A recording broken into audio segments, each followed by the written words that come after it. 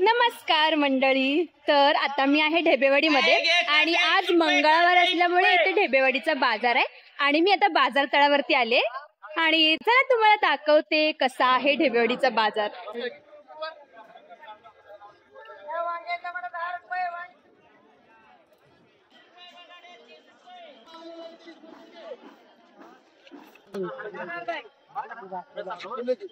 आता आम्ही काकडी घ्यायला आलोय, म्हणजे वाळू.